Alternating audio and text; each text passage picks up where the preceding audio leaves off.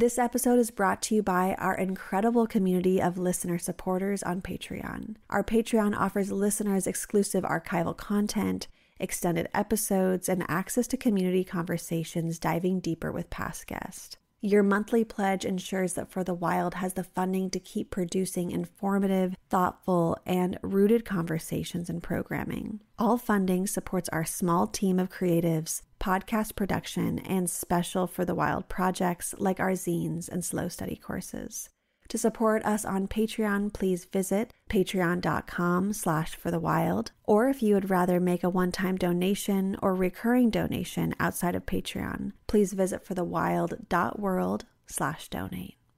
This podcast is brought to you through support from our partner, the Calliopeia Foundation.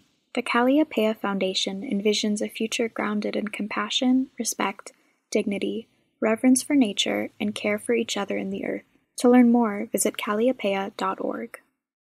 Welcome to For the Wild podcast. I'm Ayana Young. There's a lot that we take for granted right now that I don't think is actually going to be around for much longer, or I don't think it's going to be around in the same ways much longer. But I think there will still be humans and there will still be relationships. And so a lot of the book, you'll notice, is not like how do I get access to things, but it's how do I be with others in a way that's actually liberatory. Today we are speaking with ADRIENNE Maree Brown. ADRIENNE is the author of Emergent Strategy, Shaping Change, Changing Worlds, and Pleasure Activism, The Politics of Feeling Good, and co-editor of Octavia's Brood, Science Fiction from Social Justice Movements. ADRIENNE facilitates social justice and Black liberation through the Emergent Strategy Ideation Institute, the Detroit Narrative Agency, and is a part of Black Organizing for Leadership and Dignity. She and her sister, Autumn Brown, co-host the podcast, How to Survive the End of the World. We ended our last interview with a really brief bit on your most recent book, Pleasure Activism, and I'm so happy we were able to pick up again this year. Well, I guess a year later. And for our listeners who it's been a while. Yeah. And so for all of our listeners who are tuning in, who are unfamiliar with pleasure activism, you write in the book's introduction that your intention around this topic is to connect pleasure to freedom. And that in increasing what gives us joy and pleasure, and then decreasing self-denial and repression, we can actually really achieve liberation. And I just have to say your writing and the essays and interviews you include really convey this. And pleasure activism is just such a beautiful map that really guides us through lessons on relationship, harm reduction, embodying pleasure, and so much more. And I see this book really as a catalyst for many meaningful conversations around recentering pleasure. So thank you, ADRIENNE, for all you do. And thank you for sharing this time with us. I'm really glad that it's landing that way with you. You know, this is always the interesting part of releasing a book when you're like, okay, I know I wrote something that was meaningful for me. And now let's see what happens when it goes out to the world. And, you know, is it going to be what people expected or something different? And so it's great to be in this place now where I'm just starting to hear back from people how it's landing with them.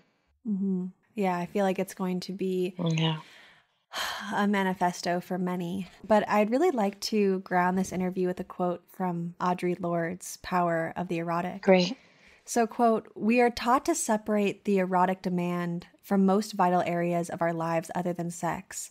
And the lack of concern for the erotic root and satisfactions of our work is felt in our disaffection from so much of what we do. For instance, how often do we truly love our work, even at its most difficult?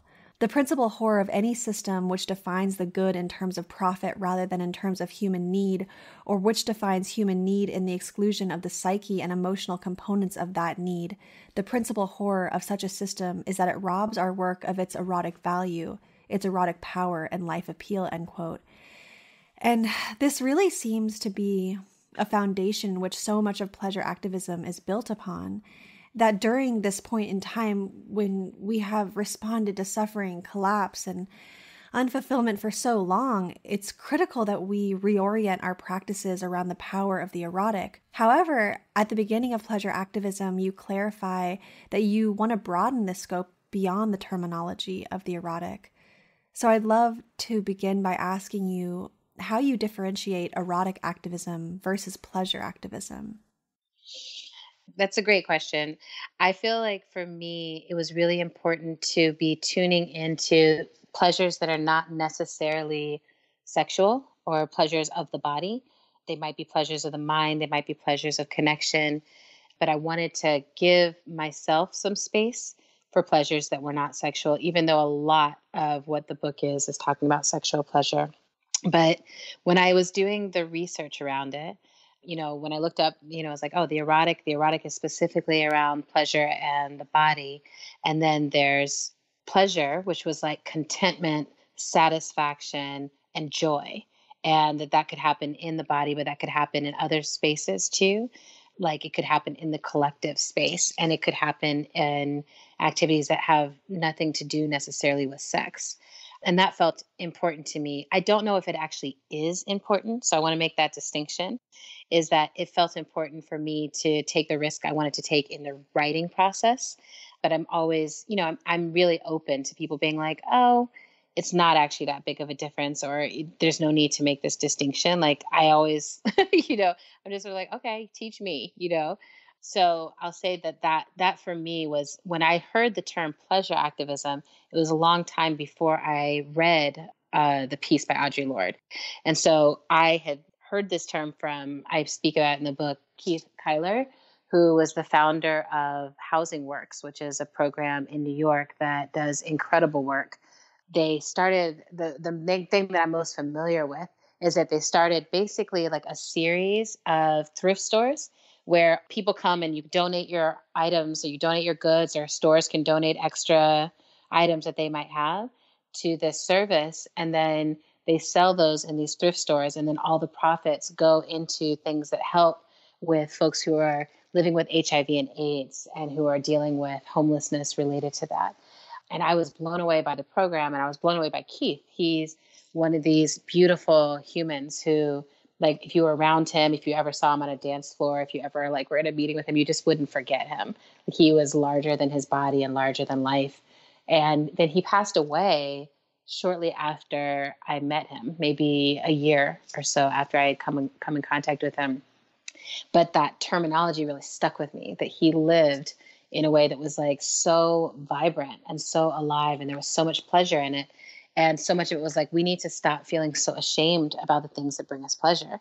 And I was hooked on that idea. And it started to unfurl for me in, that if we were not ashamed of our pleasure, what would become possible? And if we started to understand that pleasure is something that everyone should have access to, what would become possible?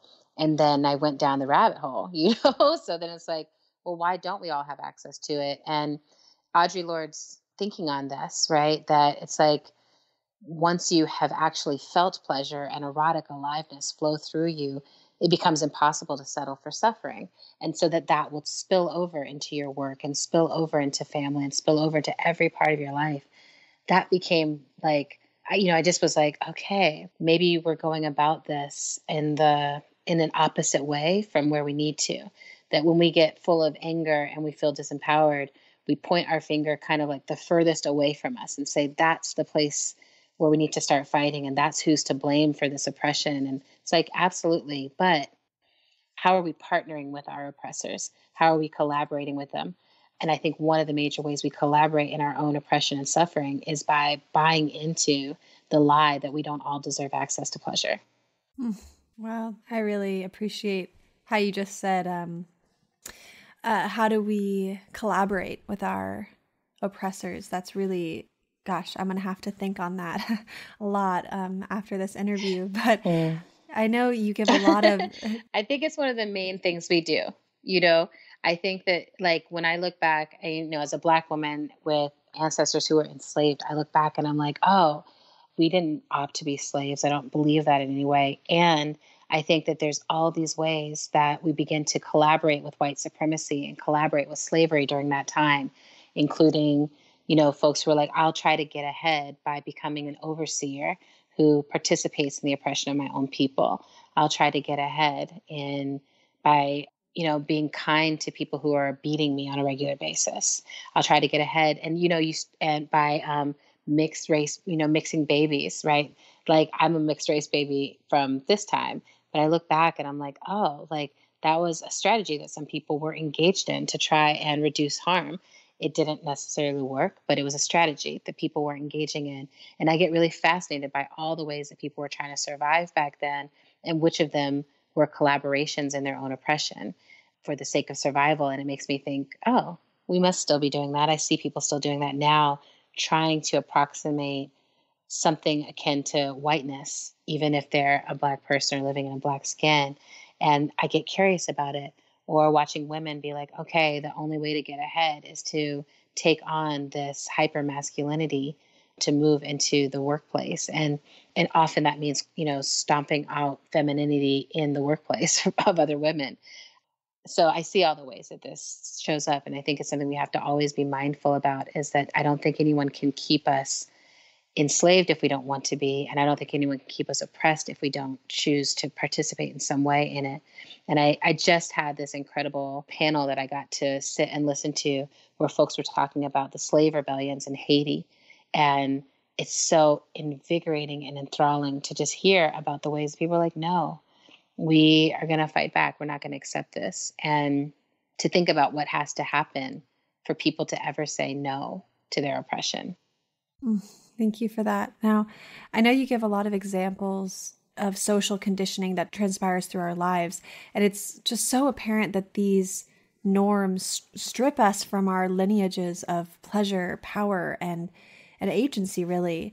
For example, from an early age, we learn that we are meant to be pleasurable for others, but not for ourselves. Yes. We understand desire through the needs of others rather than our own bodies. So around this topic, I'm thinking about our own personal pleasure lineages, and why is it so important that we see and experience pleasure growing up in our families and or our communities? There's a little section in the book that I keep thinking, oh, I wish this section was like 10 times bigger, but this is the way books go. But there's a little section in there on raising sexually liberated children. And one of the things I talked to a few parents who I know who just are kind of blowing my mind with the ways that they have raised or are raising their kids as it relates to pleasure. And one of the things they speak about is how the most important thing is that your child actually sees you as someone who is unashamed to experience pleasure and who makes that a part of their lives. Because children learn so much just by watching and mimicking, and they learn what's important because they see what we place priority on, right? If we place priority on, being on our phones all the time, then children will want to constantly be holding your phone and using the phone to interact because that's what they think is an important thing, right? So I think about that. I'm like, oh, what are the ways that you show, that you don't hide your affection for your partner in front of your child? And what are the appropriate ways to be in a relationship around children and with children so that children understand, like, it's beautiful to be in relationship with the adults in your life and to love them and to care for them. And also you get to have boundaries. What do boundaries look like? It's really hard to teach children boundaries if they don't see their parents having any, right? So it's like, how do we model good boundaries, practice good boundaries with children? One of my favorite practices for that is really letting kids know they have the right to say yes or no to hugs or kisses or anything. I wasn't raised in a generation where that choice felt like an option, right? Just like kiss your grandfather or hug, whoever is coming around to give them a hug and a kiss. And I'm around so many parents now where you can just feel the subtle shift. That's like, actually, you have choice. Do you want to give a hug? Do you want to say goodbye? No? Okay. And not shaming, not embarrassing a child for making a choice about what they want to do with their body in that moment. And I will say, with a billion nibblings in my family and in my community, it feels so good to have that authentic love from a child, where they're like, I do want to hug you. I do feel safe. I do want to blow you a kiss. I do care about you, and that it's not a coerced expression of of care or intimacy, it's like an authentic one. And I get excited about what those children's lives are going to unfold like, because from this very early age, they're being encouraged to express authentic emotion and being respected for their expression of authentic emotion. I get excited. Yeah, I want to continue on this theme of authenticity and lying as the maybe on the other end of that spectrum. Because I know collectively we are also taught that lying is one way to show care and consideration. And you give examples of little white lies that we often tell for the sake of convenience or in order to spare somebody's feelings even. And while an individual, white lies here or there seem harmless, the long-term effect is that we lose authenticity along the way. So I'm wondering, how is practicing radical honesty necessary if we want to pursue any avenue of pleasure? I am a big fan of radical honesty. I'm also a big fan of kindness. Octavia Butler taught us that kindness eases change. And I think about that a lot. And I think that there's some place between radical honesty and kindness where we can find like the most caring and loving way to communicate to each other. So I noticed that like if I've spent a lot of time cooking something and I bring it and set it before the kids and they're just like, no, I hate that, right? Or I won't even try it or anything. I'm like, oh, I appreciate your radical honesty that you're not, going to force or coerce yourself into eating something. And where's the kindness? Where's the acknowledgement of labor? And I think a lot of times we end up with this sort of passive aggression and expression of inauthentic emotion that's actually trying to attend to this other thing, which is, can we acknowledge all the component parts that go into care without necessarily wanting to be the recipient of that particular mode of care, right? So I think about this like with my mom. My mom and I have an amazing relationship, and she's a very sensitive person. And so I think all the time, like when she's making an offer to me, I want to be kind, even if it's an offer that's like, that's not really what I want right now, or this is not a good time for that. And I want to be really open to her so that she knows, like, I love you. I love the way you love me. I love the offers you make to me. And this is not a good time, right? And this is not the right offer for me. And like a great example of this is around the holidays. Like sometimes she'll give me an item of clothing and I am ridiculously picky about clothing for no good reason. Like it's not like I'm like a style maven necessarily. I just am particular, right? And so she'll get me something. And like this past year, she got me, a shirt or something. And I was like, I could hold on to this and pretend like I like it, but I don't. I would never wear it. And it would be kind of a waste of her resource when she wanted to give me something. So instead I was like, this isn't really my thing. And she was like, awesome, let's go find your thing. And, we ended up having a great outing to go find something that was going to be really useful and give me pleasure. We've got these like awesome pants that make me happy every time I wear them. And I think about the day that we spent together and going to find them together. And, I just was able to create an authentic experience together instead of lying and suppressing even this small thing, which would decrease authenticity between us and decrease then our connection. Mm-hmm. Yeah. And decrease the intention behind the gift she was trying to give you, even like the energetic. Exactly. I definitely have exactly moments that I can recall like that. And I think it's really important that we see all the ways in which we distance ourselves from others by trying to stay connected, but really it does create this fissure. Now I'm thinking about how in developing an activism oriented around pleasure, we really have to grapple with our understanding of what is reasonable. On the rigorous practices of love, you write, quote, "We can no longer afford to love people the way we've been loving them," end quote. And I really immediately thought of an article written by Kiese Lamon in the aftermath of Trayvon Martin's murder.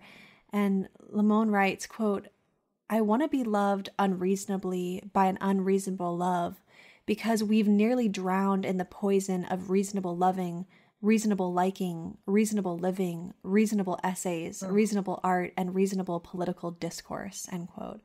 Yeah. And I love That's this so quote. good. And so He's so I good. know, I know. And I'd really like to ask you about the importance of understanding and practicing love and pleasure outside of linearity and reasonability in terms of how these practices contribute to creating society that values life. You know, we've been given so many templates that limit our desires and fantasies. And of course, all dominant templates center on the whims of history of what the Eurocentric male gaze has dictated and valued. So I'm thinking about, you know, how we need to play with desire and fantasy and how liberating this for everyone who occupies a body that has been in some way shamed by society. You know, we have to begin creating fantasies that center ourselves and QT, non-binary folks, you know, those who use wheelchairs, neurodivergent people, you know, the list goes on, because by and large, almost everyone has been written out of the accepted desire. So I'm just curious to hear. Except as fetish, right?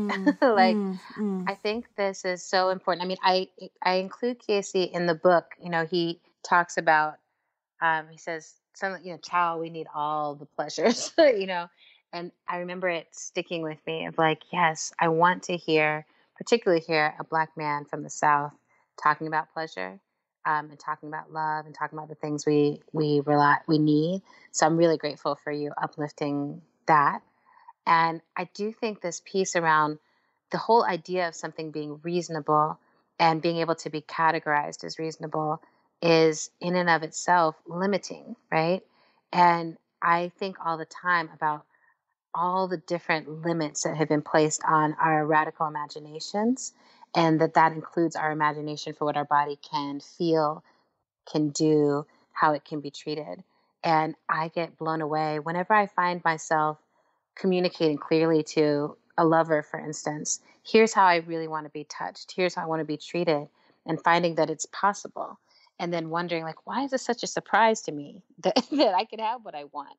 And it's like, oh yeah, like a lifetime of socialization that my body is not meant to have its own desires. I'm meant to sort of put on a play for a man who desires me. And I'm supposed to be able to put on a play in which his pleasure is the center of the engagement and the beginning and end of the engagement. And so it's been such an interesting thing. You know, my own journey really began with trying to really see my body outside of the lens of colonization, and to see my body as, you know, so I'm like, oh, through the lens of colonization, I have a fat Black body that's wearing glasses, that's moving slowly, that has scars on it. This is the body that I have. But through my own eyes, I see something so different. I see a body that is full and that is lush, that has been well fed, that has survived. And I see a body that is extremely desirable to me. Over time, I've learned to really be like, oh, when I look at myself, I'm like, yes, excellent. That's great. And now I'm in this next phase of it, which is like, okay, I love how my body looks, and now I want to really love how it feels. And it feels like, oh, I'm focused on what feel like the right things in my lifetime, rather than putting a lot of attention. So I don't put a lot of attention on like, how can I prepare my body to be palatable for the male gaze? You know, I'm not thinking like, let me shave and wear, shoes that are damaging to my entire skeletal structure, and let me do my eyebrows a certain way or whatever. I'm really not thinking about anyone else's gaze. I'm just thinking what looks good and feels good to me and to my body. And then what makes me a good member of community inside this body. And that's been a really interesting thing to learn, is that when there's one value, or I think it's a principle in the book that says, when I'm happy, it's good for the world. And my friend Jody is the first person who said this to me. And I was like, what? That's like a mind-blowing concept to me. Like, how do you not teeter into individualism? But then I noticed that when I walk out into the world feeling really beautiful and powerful in my skin, then other women, especially other women who are fat or other women who are Black, look at me and they're like, how did you get all that freedom? And like, you look like happy, and there's a lot of surprise. There's a lot of wonder, and it opens up conversations. I sit in the gym and just have the most amazing conversations with people. about how we're loving up our bodies and what we're doing to be good to ourselves and what we're learning about it.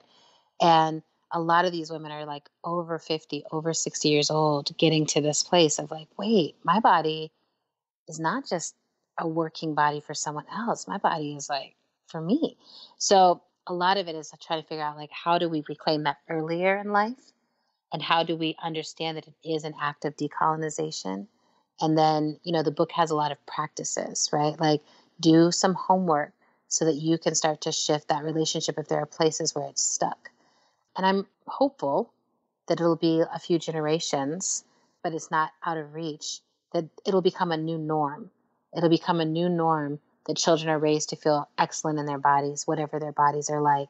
It'll become a new norm that we're not centering anyone who's not ourselves in our pleasure, but we center connection. I love the idea of centering a connection and being able to please and be pleased. There's a mutuality to it. But it's that piece, nurture the nodes, nurture the connection between the nodes, instead of thinking all the time, how do we nurture the top of some pyramid that's far away and that's never, ever going to give us anything back?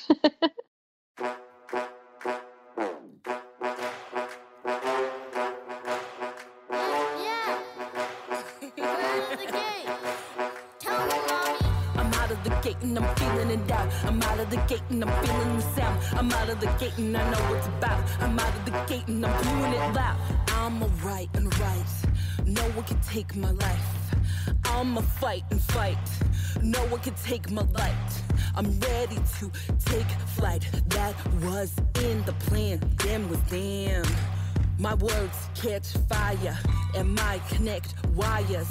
It requires to inspire to the smallest, to the oldest, who mold us ancestors, prayers upstairs that we heal and repair. No one can compare. They stare and they stare. I'm aware, head up, no glare. I'm in the light.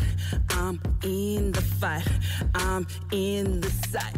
I'm out of the gate and I'm feeling it out. I'm out of the gate and I'm making a sound. I'm out of the gate and I know what's about. You being happy is good for the world. I mean, as simple as that is, it's mind-blowing at the same time. I've heard a lot, love yourself, love the earth, love your body, love the earth. But it is always something that I kind of was like, yeah. But just seeing how well, because it doesn't make sense unless you understand we're connected to it. Mm-hmm. Do you know what I mean? Like, I really am like, oh, I'm of the earth. I came from earth. I'm going to go back into earth. I come from bodies. You know what I'm saying? Mm-hmm. Like, I'm of nature and I love nature. I'm like, nature is stunning and beautiful and, humbling. And so, so am I. Mm-hmm. Mm-hmm. So, yeah.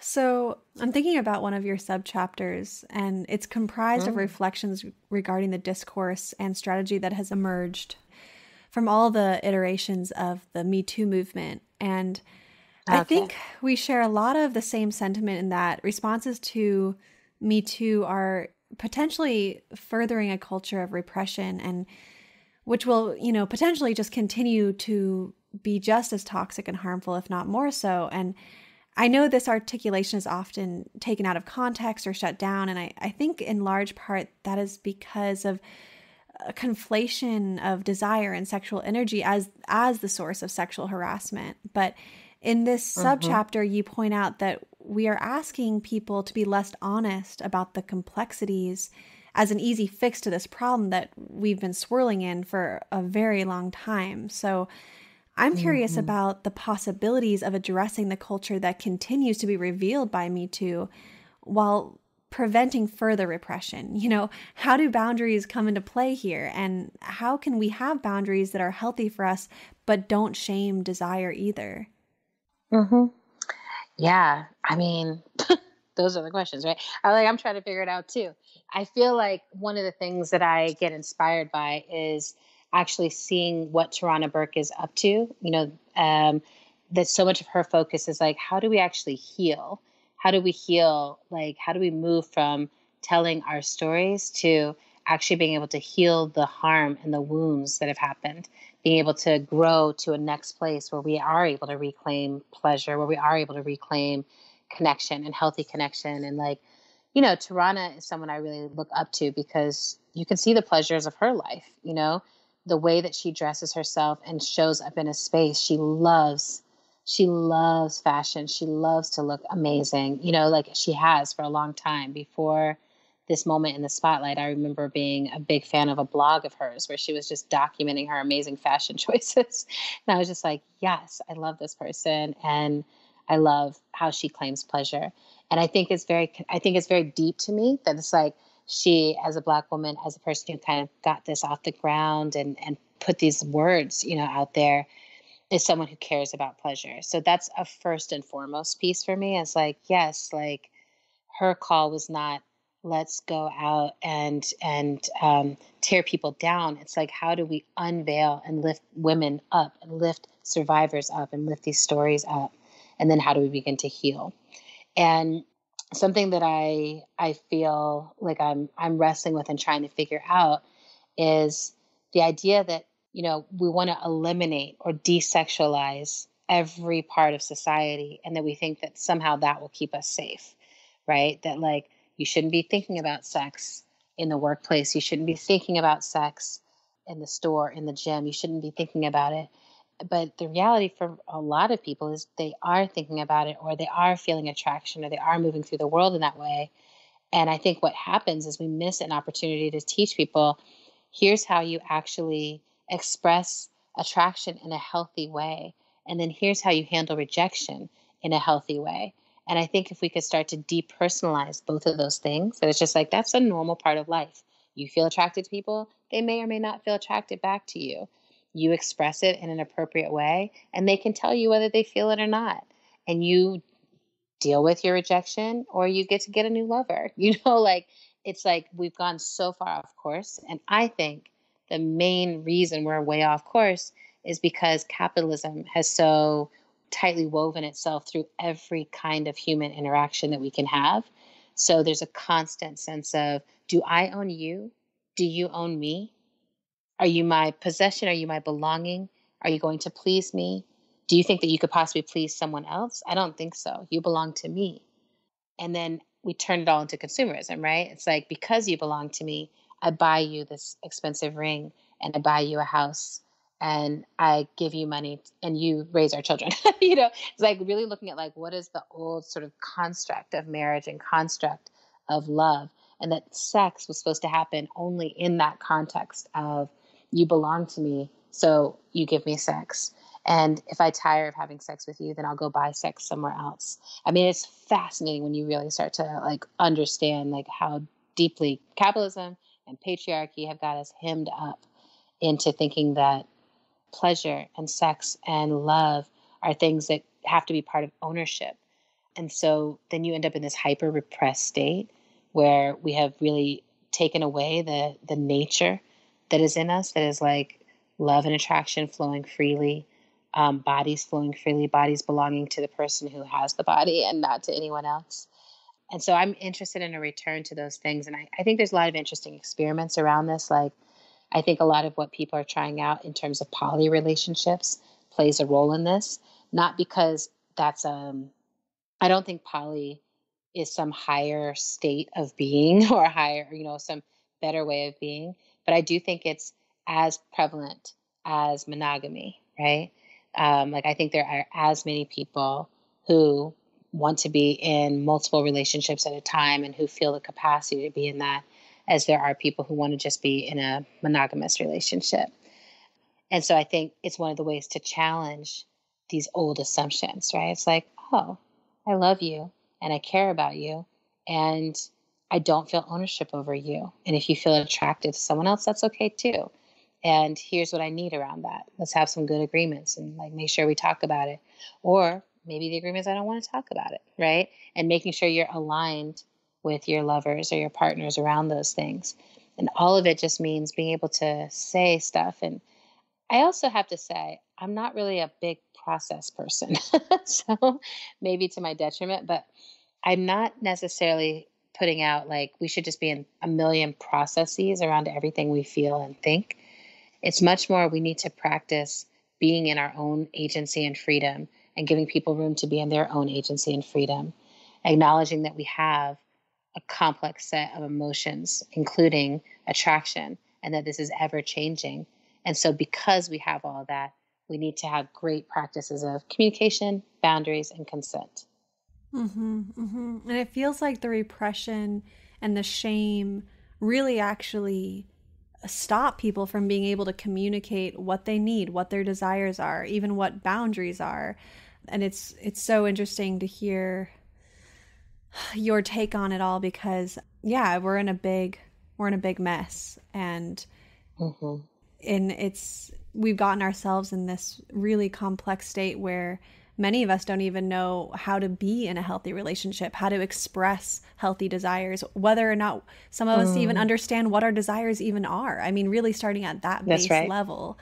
So it's, another part of the book, and this kind of reminds, because the Me Too movement, kind of going back to that, there's a lot of pain associated with, the experiences that people have had. And while reading through, I kept coming back to the relationship between pain and pleasure, and how if pain is so often the messenger in our lives, how can we understand pleasure as a remedy? And you write, quote, "I recognize that my sorrow carves out the space for my joy, and that both in this lifetime and in the cycles of my lineage, there is so much space that has been carved out by sorrow, and I get to fill it up with joy and pleasure.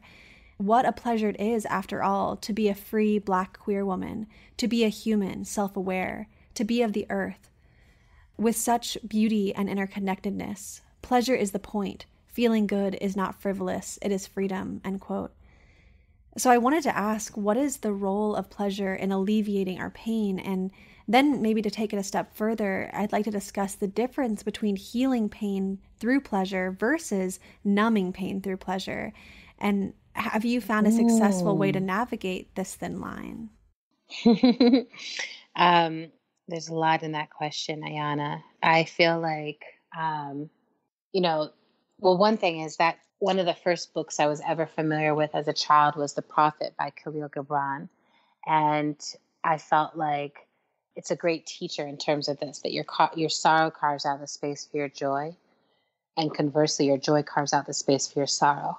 And that part of being a human is being on the pendulum between those two spaces, and that you don't get to live without one or the other, right?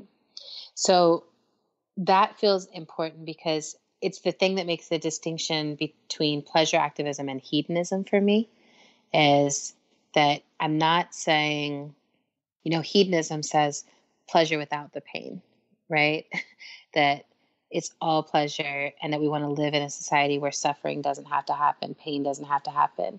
I don't see it that way. I feel like I know what it is to really love so deeply that when you lose someone, you feel pain, and that the pain is a direct measure and a direct expression of the love and the pleasure and the joy that that person brought to you.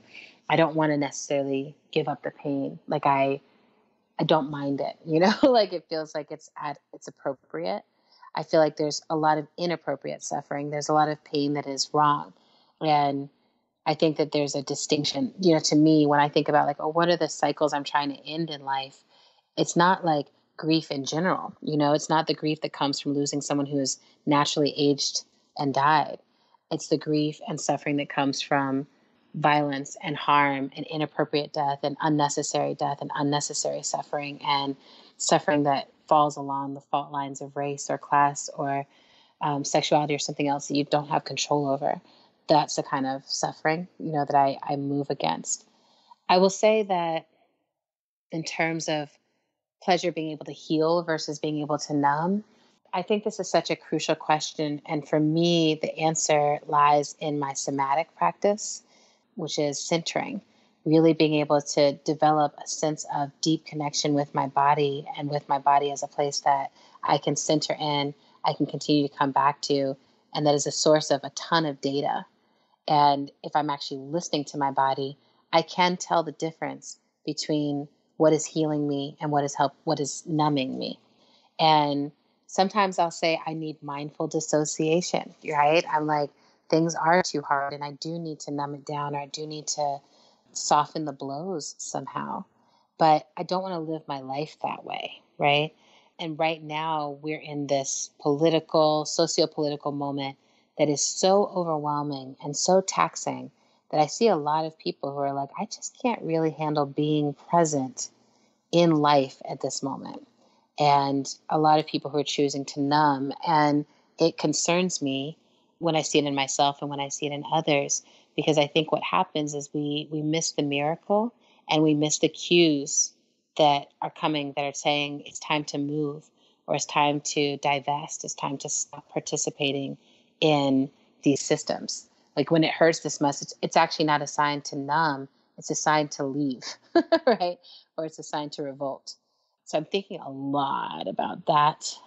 And I feel like the numbing piece, there's a piece in there I talk about my use of ecstasy and how there was a period where it made me feel so alive and really helped me move through sadness and understand that feeling good was a possibility. And it was such an interesting juxtaposition to smoking weed at the same time. This was a while ago, before it was like in dispensaries everywhere. And this is before I knew the distinction between indica and sativa and like what actually made me feel more alive and what actually made me feel numb. But I would often smoke and then feel like I can't move. I can't really talk and I can't really feel anything. And that's how I'm moving through life. And the juxtaposition of that with ecstasy, where I was like, I can move in ways that I don't even know if I normally can move. And I want to move. I want to dance. I want to touch. I want to kiss. I want to feel happy. I want to run outside. Like it's just such a different feeling. And what I realized is like in my life, when I was healed, I wanted to feel that ecstatic feeling all the time or often without having to take anything to feel it. And now at the age of 40, I feel that often. Like I feel that on a regular basis as I'm moving about the world, as I'm doing my work, as I'm playing with the children that are in my life, as I'm facilitating a meeting of social justice warriors.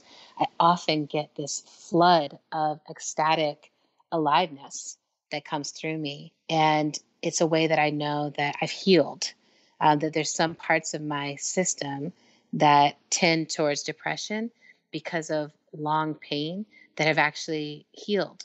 And now when I say healed, I don't think it means there's no scar and there's no adjustment that's left behind. I'm changed by everything that I've lived through, but I also am not bound by everything that I've lived through. And that feels really important. And that feels important for people. And they're looking at any place where there could be addiction and numbing. It can happen in the realm of sex, in the realm of drugs. It can happen in the realm of how you relate to food. It can happen in the realm of, tobacco, coffee. It can happen in the gym. Anytime you're chasing something and moving away from feeling instead of relaxing and surrendering into feeling, it's time to be careful and see if there's adjustments needed. Mm-hmm, mm-hmm. And I also really admire how you have spoken to, of course, the surrendering to the feelings are ultimately, I believe, what we need to do as well. But there are times where, we can use numbing as medicine, or maybe that's not the right way to say it, but I do, mm-hmm. I know in my own life, there's times where I'm like, wow, I really just need to tune this out. Like I actually don't have the capacity to surrender at this moment, although I don't want to escape from it. There is a lot of love and medicine to being able to lower the frequency of situations when we really need that. So I appreciate you being able to speak to the complexity of that and really being open to diving into all the different angles in which people will come to this issue in their own life. So this next question is a bit different than the rest so far, and there's an essay. Okay. It's just there's an essay that was titled "Burlesque and Liberation," and in it, Aya Asada. Oh, great. Okay. And so her Una and her sister speak on exploring their identities as queer femmes of color through burlesque. And I especially love this passage where Una says, quote, "We know the road to liberation for all peoples is a long one and something we might not see in our lifetimes. I feel like burlesque creates moments of liberation, moments of experience," end quote. And I just really love this focus on moments of liberation that are so accessible. Yeah. And it reminds me of Chela Sandoval's writing in Methodology of the Oppressed, where she looks at brief moments like trauma, desire, or love in which a rupture happens. And through this rupture, there is a direct conduit to social change. And these brief experiences in our everyday lives actually move us towards a different consciousness. And I guess this line of thinking makes me or takes me towards this topic of utilizing pleasure activism and working towards justice. So I just really love to ask you to speak on how you see acts like burlesque or even sex work as acts of social justice, and how can we broaden our activism to encompass unconventional and pleasurable performances as measures? You know, how does this impact accessibility? Oh, that's great. Well, I mean, I think I was really excited by both the piece that Una and Mishi did, and also the piece that Chanel Gallant does, which is "Fuck You, Pay Me," which is about sex workers and sort of the pleasure that comes from having, actually being able to support your life and your family and meet your needs, through sex work. And I feel like so much of it is really about where we enter and recognizing the system that we live in. So I've always felt this, and I got this education pretty early in my life that was like, as long as we live inside of capitalism, people are going to pay for everything. And so we need to stop punishing anyone who's surviving inside of capitalism by charging for anything. That's not the place. If someone's saying, this is mine, and this is something that I can trade, that I can give, that I can use in this way, I think there's something really powerful about that. And so both burlesque and sex work use that basic technology, which is like, here's the body. I know how to make another body feel good with my body. And I'm going to do that. I'm going to do it for money. I'm going to do it for reward, for pleasure, for exploration, getting to tell a story. And I do think there are these moments, like the moment of sitting back and having enough, the moment of sitting back and knowing that you were just seen and that people felt desire for you, the moment of having control, total control over people's experience of pleasure, even for a moment. I do think there's something really liberating about it. And I think for a lot of us, we don't know yet how to sustain an ongoing experience of pleasure. So I'll speak to this very directly, that I had a moment like a few weeks ago where I was with a group of people that I adore, and we were watching something together. And I'd seen it before. I was showing it to them, and it was the Amanda Seales comedy special, I Be Knowin'. And I love it. I think she's hilarious, and it's a really, she really captures a lot of what I want. So I'm laughing, and I looked around at the group, and I just felt this deep contentment in me. Like, I was like, I love all these people. I love that they're laughing. I know how much hardship everyone in this room has been going through. I know that folks are tired. A lot of these folks are like, I would say they're like joints inside the body of Black liberation. Like, they're not the frontline workers, but they're the ones who are holding on and moving between these different parts of that Black liberation body that is trying to organize to get us free. And to sit and to say them rest down in the system, right? Because when you're laughing, there's so much surrender, so much relaxation that's happening in the body. It was so nourishing. But I also recognize I'm like, oh, I can't keep this level of awareness, right? Like, the whole time we're together, it feels this good, but I can't stay. I don't know how to sustain this level of awareness of the joy. And I think in part it's because my socialization still is to stay in awareness of what's wrong, what's missing, what needs to be deconstructed. So one of the things I'm often trying to do is create moments of deep pleasure and joy with others and keep growing my capacity to sustain them. And then I think burlesque is one of those places where a lot of it is sustaining the experience of being under the control or under the seduction of someone who really knows what they're doing and who is letting you follow them on a journey of self-exploration, on a journey of them exploring their own power and making often very political statements about how power works in the stories that they're choosing to tell. So I'm a big fan of, burlesque. I'm a big fan of strip clubs that are run well and run fairly. I'm a big fan of anything where people feel like I'm in agency. I'm in my agency to give pleasure, and I'm being compensated for it in a way that feels fair to me.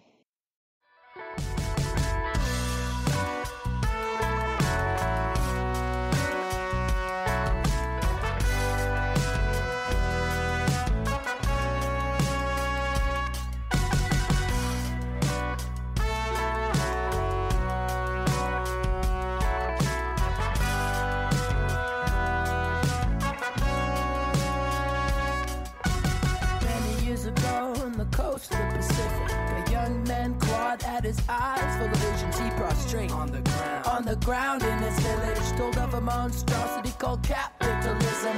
Said the food they grew would be shipped from the country, and they barely get by. Well, someone else got the money. Said the government helped these people out with the army. Problems that were never big would inflate alarmingly fast, but the people walked past. Now, we've touched on capitalism a few times in this interview, and I've really been thinking... It's everywhere. Yeah, it's everywhere. Yeah. And I've been...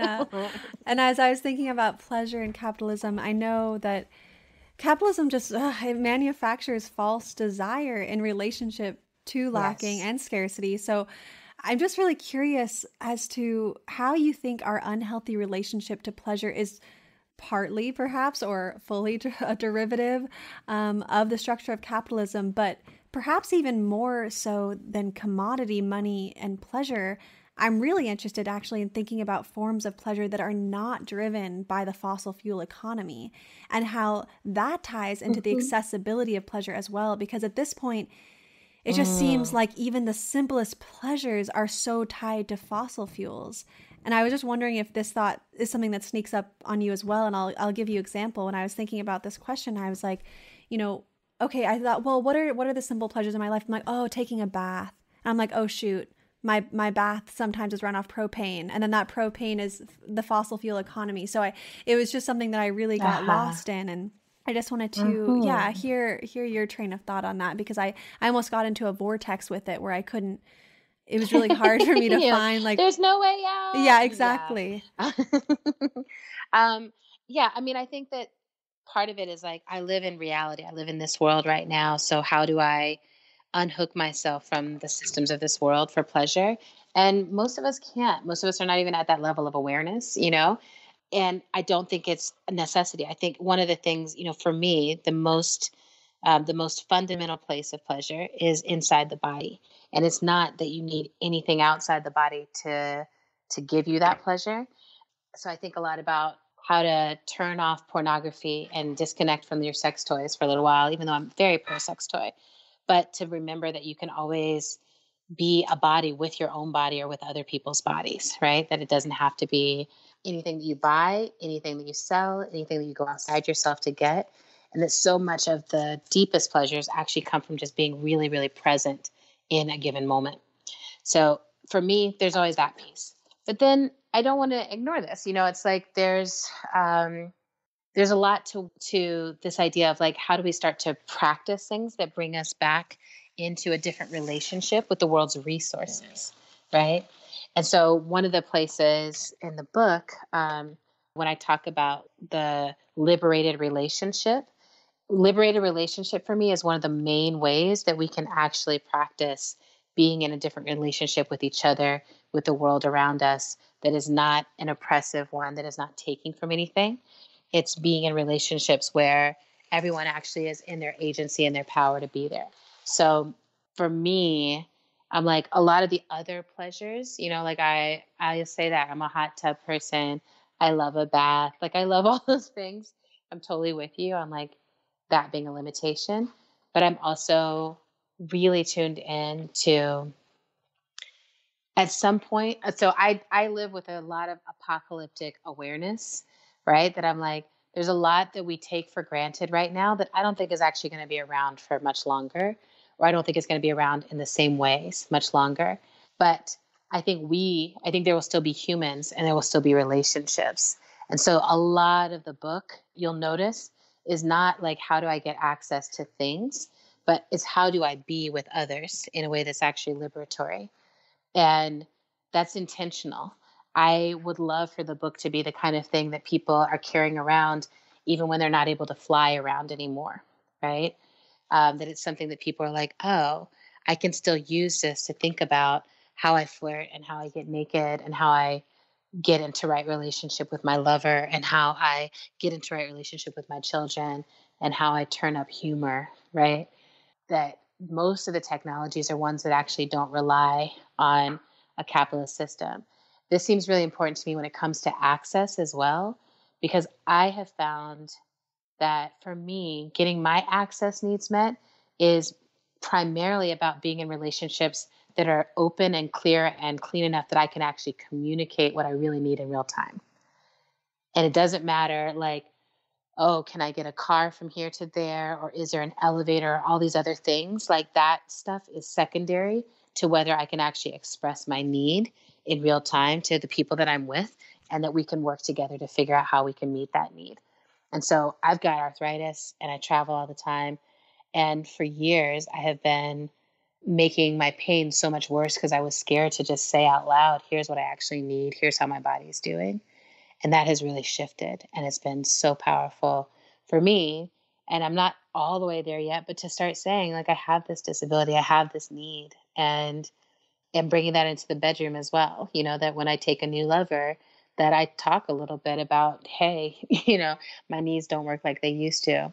I still think that we can do everything, but we're just going to have to work together to make it happen. And I think about how many people don't have that practice, don't have that space to feel like, oh, I can do this. I can tell someone what I need. It's a legitimate thing to have a need, and that capitalism is not going to answer those needs, right? It never has. And I don't think it ever is going to, or it only answers the needs if it can make a profit off of them. And that always makes me kind of excited about what comes next. You know, what is the next phase of human development where people are caring for each other, not because they can get something out of it, but because they actually care for each other. So, Adrienne, thank you so much. I was hoping in closing this interview, you'd be willing to share one of your personal favorite assignments. In the book, you include the hot and heavy homework assignments. So I would just love for you to share one of your favorites with our audience that they should hear at this time. I love getting naked. I love the assignment for people to actually get naked and to look at themselves and really understand themselves. Like the same way, you know, like I'll look at a seahorse or turtles, or I'll look at a horse running across a field or a flock of birds in the sky. I try to bring that same level of awe when I spend time looking at myself naked. And I really want to encourage others to be in that practice. So that's one of the pieces of hot and heavy homework, is to get naked, spend some time in that naked space, really observe yourself, find things that you love, find things that you can, you know, find ways you're like, oh, I can see nature. Yes, I can see myself. Miracle, miracle, miracle.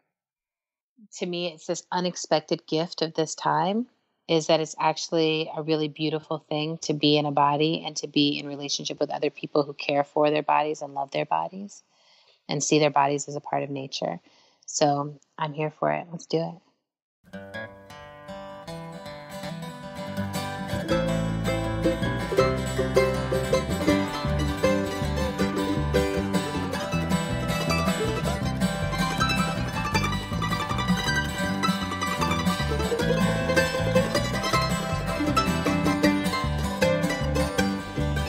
Thank you for listening to For the Wild podcast. I'm Ayana Young. The music you heard today was from the Boom Booms, JB the First Lady, and Small Town Artillery. I'd like to thank our podcast production team, our podcast audio producer Andrew Storrs, our media researcher and writer Francesca Glassfell, our social media coordinator Erin Wise.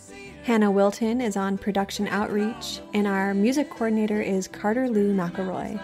If you'd like to hear the bonus content from this episode, head over to our Patreon, where you can sign up there and receive not only bonus content from Adrienne Maree Brown, but pretty much everyone else that we interview as well. And please, please rate us on iTunes. It really helps us spread these messages to wider audiences and keep the mycelial web building. Smells of doors and windows closed against the day. Sweet smell of the pie.